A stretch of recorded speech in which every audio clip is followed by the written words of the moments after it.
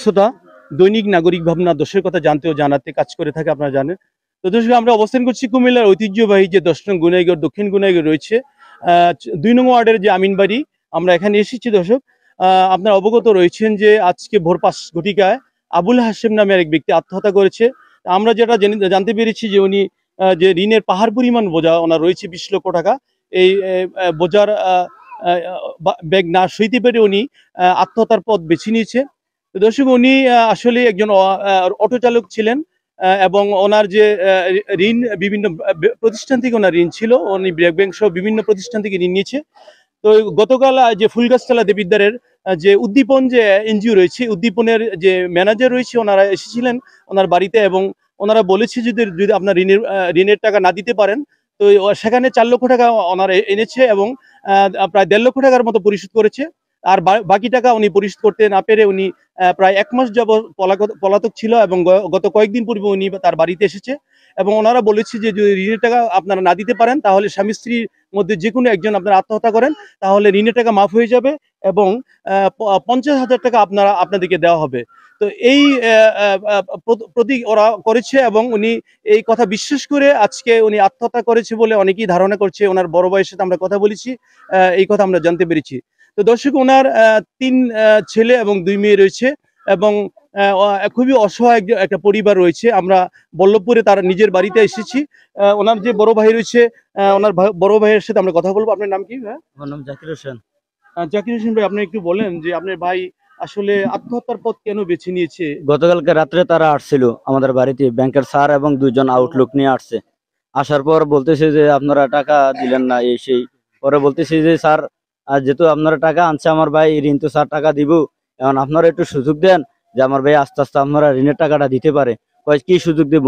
তো বলতেছে স্যার 30,000 টাকা প্রতি মাসে কিস্তি, এটা তো স্যার দিতে পারতেছে না, হ্যাঁ অক্ষম সিলিন্ডার, আপনারা একটু সুযোগ দেন। বলতে প্রতি মাসে 10,000 টাকার কিস্তি দিয়ে দিব, আপনারা এটা নিয়ে যান। 18 মাসের কিস্তি ছিল 30,000 টাকা করে, 3 বছরের কিস্তি মেয়াদে বাড়াইয়া প্রতি মাসে 10,000 টাকা করে নিয়ে যান। হ্যাঁ বলতে ঠিক আছে, আমরা নিয়ে যাবো। এই কথা বললে হ্যাঁ চলে গেছে। তখন বললে গিয়া আমার বাইরে বাড়িতে আনছে এরা ফোন দিয়া, তো আমরা 10,000 টাকার প্রতি মাসে কিস্তি দেন, আপনি বাড়িতে আসেন। বাড়িতে আসার পরে 2 দিন 3 দিন পরে হ্যাঁ পুরা ব্যাংকের স্যার নিয়ে আইসা ঘরে সকাল সন্ধ্যা 6টা বাজে আসছে, রাতের 10টা পর্যন্ত স্যাররাও বসা ছিল। বিভিন্ন হুমকি দামকি দিছে যে আপনারা 2 জনের একজনে মারা যান, পুরো টাকা মাফ হয়ে দেবে, আর বরং আপনারা ব্যাংকে তার 50,000 টাকা পাইবেন আপনারা, আর নতুবা আপনারা যদি এটা ব্যাংকের ম্যানেজার স্যার বলেছে, উদ্দীপন ব্যাংকের স্যার বলেছে, এটা দেবিদ্বার ফুলগাছতলা।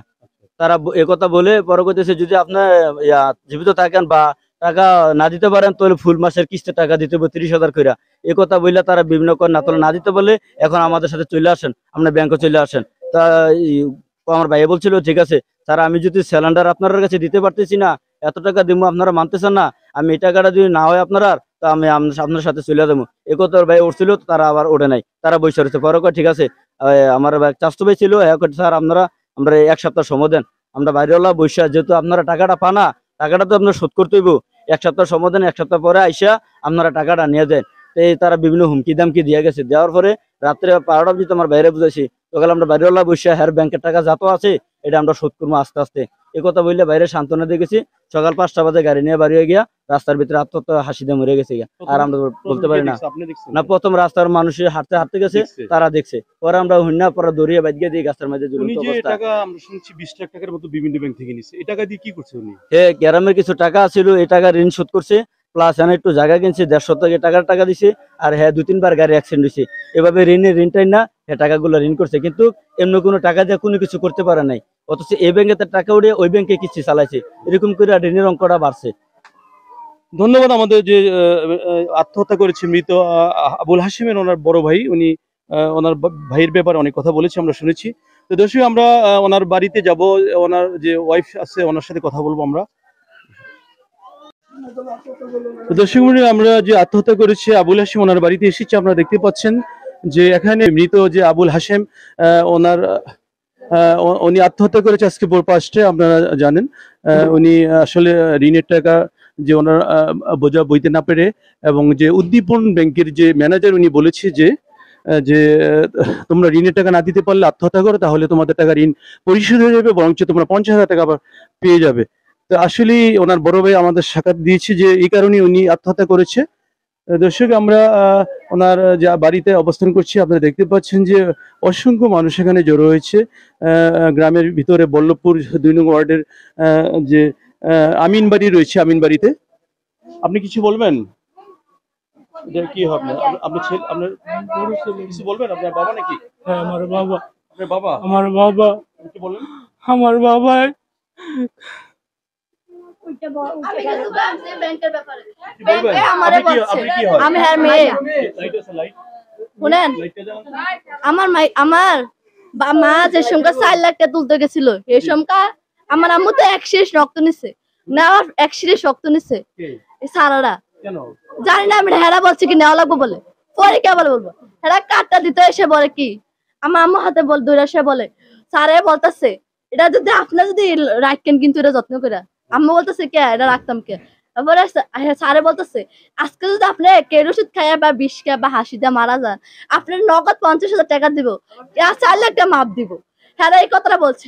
কালকে আবার আসছিল, হ্যাঁ অনেক সার লয়ে আসছিল।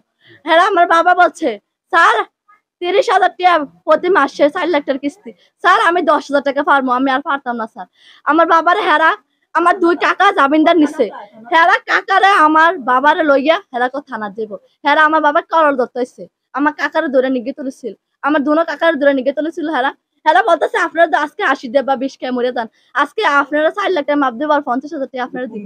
এটা উদ্বোধন ব্যাংক উদ্দীপন। হ্যাঁ ওইটা কি ম্যানেজার বলছি কথা? হ্যাঁ, ম্যানেজার অনেক সারাইছে, ম্যানেজার আব্বু কলার ধরতেছে, আব্বু এটা সইতে পারে না, দিকে লাগা হাসি দিতে গেছে।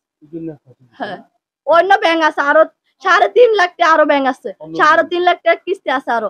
হ্যাঁ, একদিন একটা কিছু বলছে না, আওয়ার পরে হ্যাঁ ফোনও দিছে না। এ সারদাই আসলে এরকম করছে। আরেকদিন আইসে হ্যাঁ হ্যাঁ আরেকদিনকে আইসে দুপুর বা 2টা বাজে আইসে, এই 8টা 9টা বাজে গেছে ঘুমাই রয়েছে ঘরে বাজেন। হ্যাঁ, এটা খেলা বলছে রক্ত বলে নিব না, হেরা নিচ্ছে জেল সময় কি রক্ত নিছে কে? দর্শক, এই যে মৃত আবুল হাশিম, ওনার মেয়ের সাক্ষাৎকার আমরা নিয়ে জানতে পেরেছি যে আসলে ম্যানেজার উদ্দীপন ব্যাংকের উনি বলেছে যে ঋণের টাকা না দিতে পারলে আপনারা আত্মহত্যা করেন, আপনাদের ঋণের টাকা মাফ হয়ে যাবে এবং বরঞ্চ 20,000 কিছু টাকা ওদেরকে দেওয়া হবে, এই কথা ওরা বলেছে। আসলে এই জন্যই সে আত্মহত্যা করেছে আবুল হাশিম, ওনার মেয়ে আমাদেরকে এই কথা বলেছে। এই প্রত্যাশা আমি ব্যক্ত করছি সাংবাদিক মনির মোশাররফ। বল্লভপুরের যে আমিন বাড়ি রয়েছে, আমিন বাড়ি থেকে আমি শেষ করছি। আল্লাহ হাফেজ, আসসালামু আলাইকুম রহমতুল্লাহ।